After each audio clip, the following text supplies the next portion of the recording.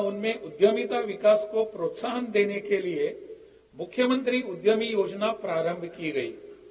मुख्यमंत्री अनुसूचित जाति एवं अनुसूचित जनजाति उद्यमी योजना वर्ष 2018 से लागू है। इस योजना में 2020 से अति पिछड़े वर्ग को शामिल करते हुए मुख्यमंत्री अति पिछड़ा वर्ग उद्यमी योजना प्रारंभ की गई है।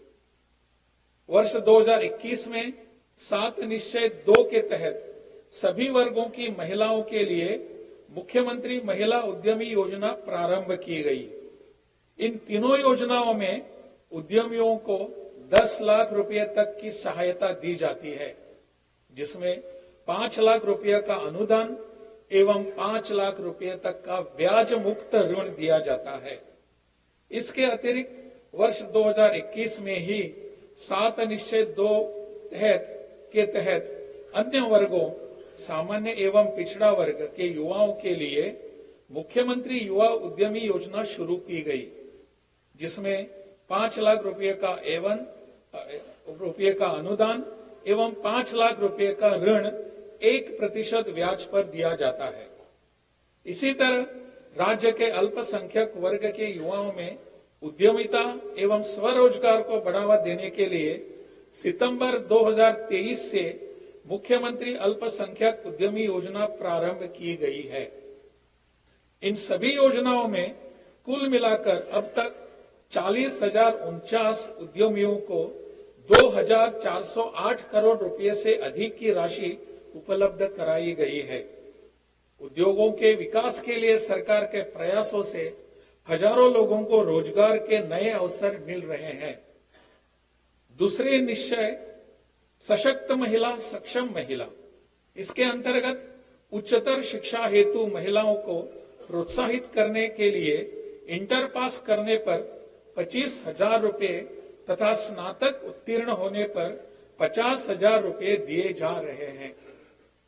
पहले यह काम वर्ष 2018 में प्रारंभ हुई मुख्यमंत्री कन्या उत्थान योजना के अंतर्गत किया जा रहा था।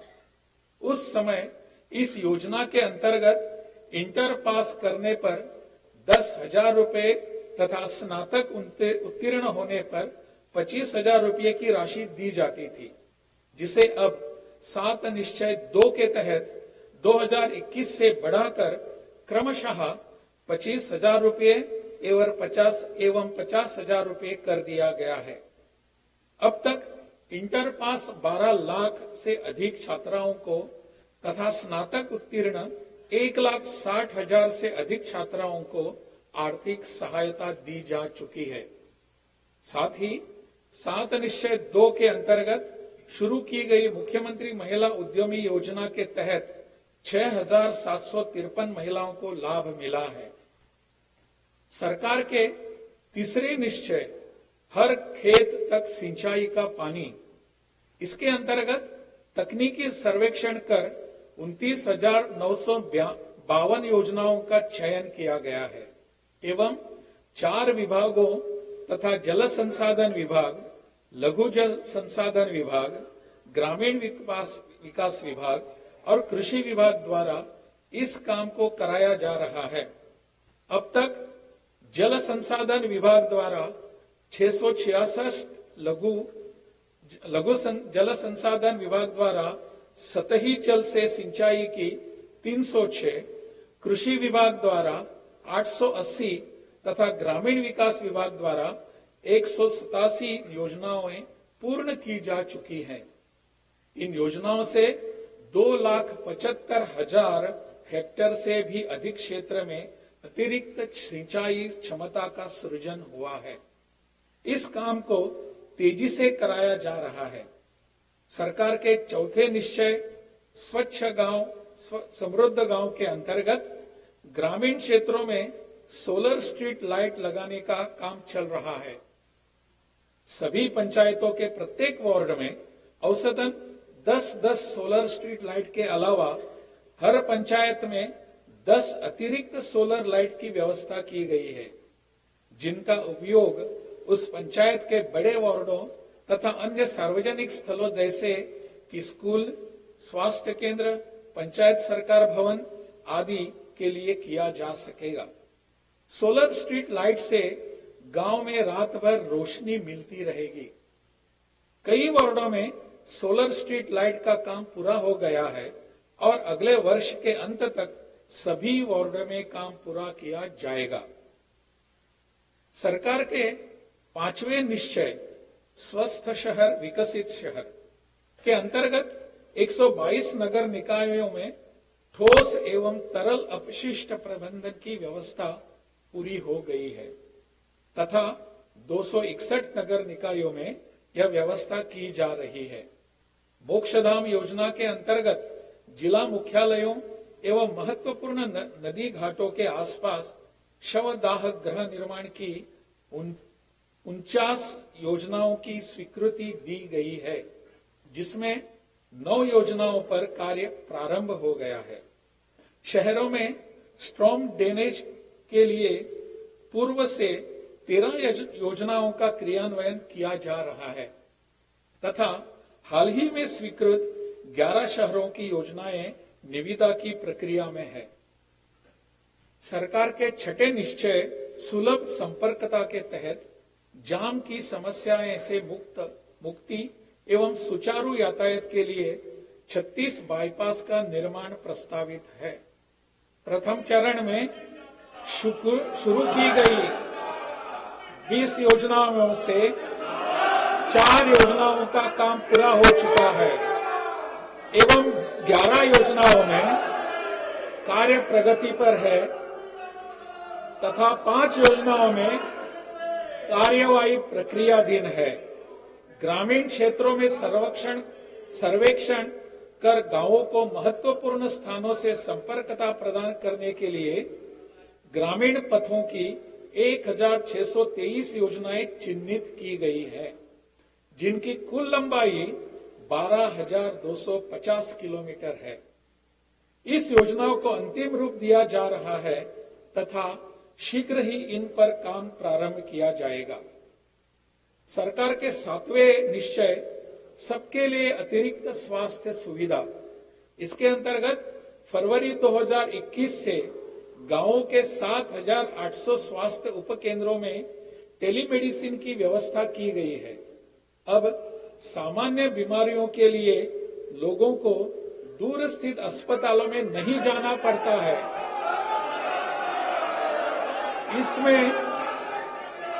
इससे बुजुर्ग एवं निःशक्त लोगों तथा महिलाओं को विशेष रूप से काफी सुविधा हो रही है। अब तक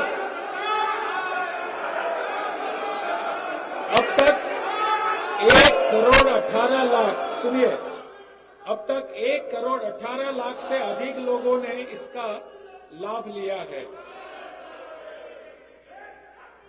हृदय में छेद के साथ, बच्चों वाली बात है, हृदय में छेद के साथ जन्मे बच्चों के निःशुल्क उपचार हेतु 7 निश्चय 2 के अंतर्गत 1 अप्रैल 2021 से बाल हृदय योजना लागू की गई है।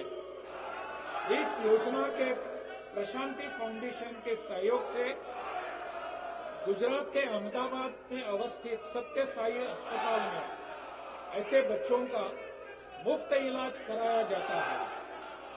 इसके तहत 6 वर्ष से अधिक उम्र के बच्चों के लिए साथ एक अभिभावक एवं 6 वर्ष के कम उम्र के बच्चों के साथ मां एक अभिभावक के लिए 10,000 रुपए प्रति व्यक्ति दर से सहायता राशि दी जाती है। अब पटना के इंदिरा गांधी हृदय रोग संस्थान एवं इंदिरा गांधी आयुर्विज्ञान संस्थान में भी ऐसे बच्चों को यही चिकित्सीय सुविधा उपलब्ध कराई जा रही है। इस योजना के अंतर्गत अब तक 1,134 बच्चों का सफल इलाज किया गया है, जिसमें सत्य साई अस्पताल में 888, आईजीआईसी में 218 तथा आईजीआईएमएस में 29 बच्चों का इलाज किया जा चुका है। वर्ष 2008 से ही राज्य में कृषि रोड मैप बनाकर कृषि विकास कार्यक्रम चलाए गए, जिससे फसलों, फलों एवं सब्जियों के उत्पादन और उत्पादकता में वृद्धि हुई। राज्य में धान, गेहूं एवं मकई की उत्पादकता पहले के मुकाबले लगभग दुगनी हो गई है। साथ ही दूध, अंडा, मांस एवं मछली उत्पादन में काफी वृद्धि आई है। मछली का उत्पादन 2.5 गुना से अधिक हो गया है, जिससे मछली के उत्पादन में बिहार लगभग आत्मनिर्भर हो चुका है। वर्तमान में चौथे कृषि रोड मैप का क्रियान्वयन शुरू हो चुका है, जिसमें कृषि प्रक्षेत्र के समग्र विकास हेतु लगभग 1,62,000 करोड़ रुपयों की स्वीकृति दी गई है। भारत की माननीय राष्ट्रपति श्रीमती द्रौपदी मुर्मू जी के कर कमलों से 18 अक्टूबर 2023 को पटना में चतुर्थ कृषि रोड मैप का शुभारंभ किया गया। साथ ही किसानों को कृषि उत्पादों को बाजार की सुविधा एवं वाजिब मूल्य उपलब्ध कराने के उद्देश्य से राज्य के 21 बाजार प्रांगणों के आधुनिकीकरण एवं समुचित विकास के लिए कुल 1,289 करोड़ रुपयों की लागत से योजनाओं का कार्यान्वयन किया जा रहा है। राज्य सरकार पर्यावरण संरक्षण के प्रति पूरी तरह सजग है। वर्ष 2019 में शुरू किए गए जल जीवन हरियाली अभियान के सभी 11 अवयवों पर मिशन रोड में काम हो रहा है। तालाब, पोखर, आहर, पईन एवं कुओं को अतिक्रमण मुक्त कराकर उनका जीर्णोद्धार कराया जा रहा है। सरकार ने निर्णय लिया है कि जल संरचनाओं को अतिक्रमण मुक्त करते समय गरीब एवं गृहविहीन विस्थापित लोगों को रहने की वैकल्पिक व्यवस्था की जाएगी। इसके तहत अब तक 1,735 परिवारों को आवास योजना की स्वीकृति दी गई है। जल जीवन हरियाली अभियान के अंतर्गत गंगा जल आपूर्ति योजना के तहत जल संकट वाले क्षेत्रों जैसे गया, बोधगया, राजगीर एवं नवादा शहरों में शुद्ध पेय गंगा जल की आपूर्ति शुरू कर दी गई है। नमस्कार, मैं हूं मानक गुप्ता। अगर आपको हमारा ये वीडियो पसंद आया हो तो इसे लाइक और शेयर जरूर करें और हां, हमें सब्सक्राइब और फॉलो करना ना भूलें ताकि आप देश और दुनिया की कोई खबर मिस ना करें। तो जुड़े रहिए हमारे साथ और देखते रहिए न्यूज़ 24।